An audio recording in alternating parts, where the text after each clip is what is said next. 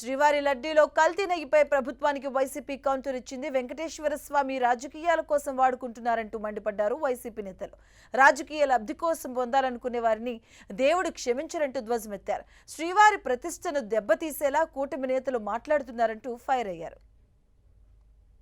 నారా చంద్రబాబు నాయుడు గారు దీంట్లో జంతువు కొవ్వు కలిసిందని, అలాగే వారి కుమారుడైన నారా లోకేష్ నాయుడు గారు మరొక అబద్ధాలు ఆడటంలో, అసత్యం ఆడటంలో మరొక 10 అడుగులు ముందుకేసి పంది కొవ్వు కలిసిందని చెప్పని ప్రసాదంలో నారా లోకేష్ మాట్లాడుతూ, దున్నపోతూ ఈనిందని ఎవడో చెప్తే దూడను కట్టేయమని చెప్పని ఇంకొకటి దూడను కట్టేయడానికి పరిగెత్తిన చందాన ఈ తండ్రి కొడుకుల యొక్క దుర్మార్గపు మాటలని పవన్ కళ్యాణ్ గారు దాన్ని భుజానేసుకుని ఆ మాటను ప్రచారం చేయటం.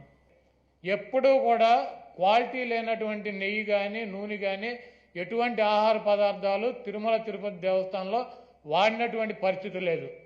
17వ తారీఖున జూలై 17వ తారీఖున ఏం ఫస్ట్ టైం కాదు రిజెక్ట్ అవటం, కొన్ని వందల సార్లు రిజెక్ట్ అయినాయి అదే తిరుమల తిరుపతి దేవస్థానంలో. దానిని చంద్రబాబు నాయుడు రాజకీయ లబ్ధి కోసం